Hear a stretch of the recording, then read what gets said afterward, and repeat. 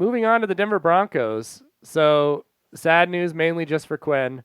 Brandon Allen is no longer the starting quarterback of the Denver Broncos. I believe a month ago, Quinn was ready to proclaim Brandon Allen the starter for life for the Broncos, and now that era seems to be over forever. So I'll let you reflect on that before we move on. Yeah, we'll meditate on it for a second. Old pig sweet, the Razorback way of life. Live fast, die young.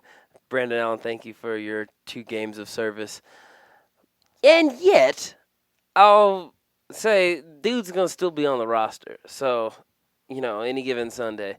Yeah, the New York Giants thought they'd moved on forever, and Daniel Jones is hurt, and Eli Manning will be starting, it looks like, the last 4 games of their season. Well, just in time for them to be eliminated from the playoffs. I think a great farewell tour for one of the low-key GOATs in the game, Eli Manning.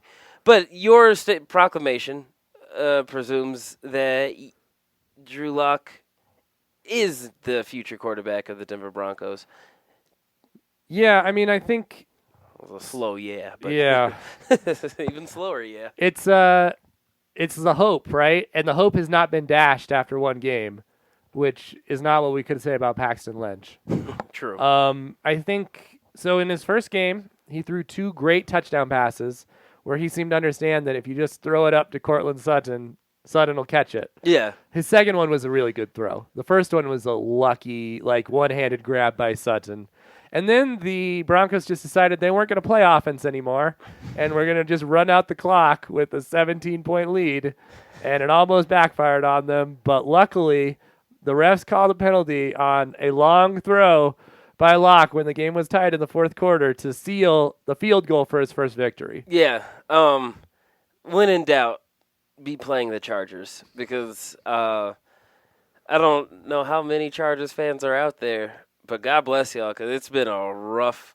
I think the last 3 seasons they've been way better than their record shows, but it's just been late game bullshit. Well, last year I think they were one of the top 3 teams in the West. They just were worse than in the AFC. They were just worse than Kansas City, and then it just fell apart on them.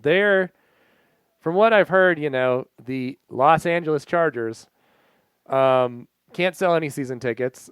They look bad. The Rams look bad, and that new stadium's supposed to open for both of them. It's about a nightmare scenario for Stan Kroenke, who it was reported, I think last week, that the original cost of the stadium was $1.8 billion. That has now gone up to $4.2 billion.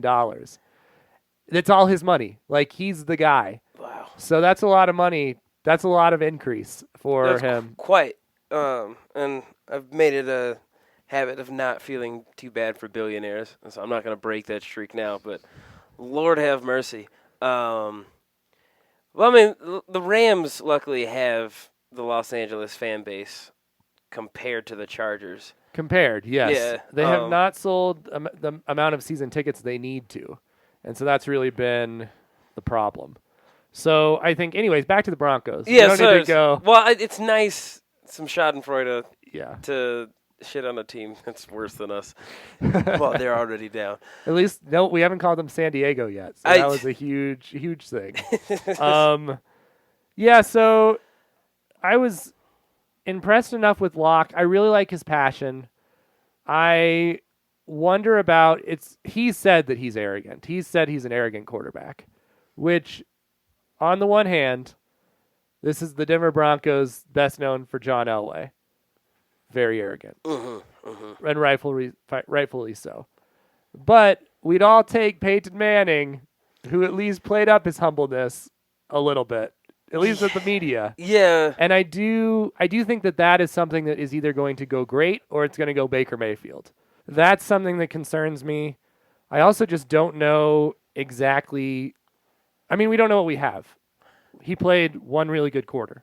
Yeah. Well, I mean, outside of Peyton,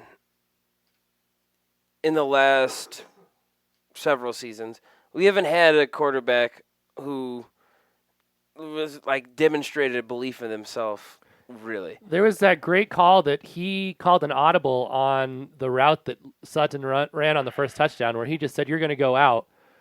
Joe Flacco, NFL champion, Super Bowl MVP, Joe Flacco, was afraid to change the play calls, and Drew Lock was willing to change the play calls in his first game. To me, that's huge. Well, I mean, that's why I like a quarterback who expresses arrogance, whether they deserve it or not, because you had Flacco, who was aloof for the first 8 games or so, and there's been no character or presence behind the center in the last couple of seasons. So go ahead, Drew Lock. I mean, the dude's got like big game experience playing in the SEC, which like you can't say for a Trevor Siemian from Northwestern or a Paxton Lynch from Memphis or.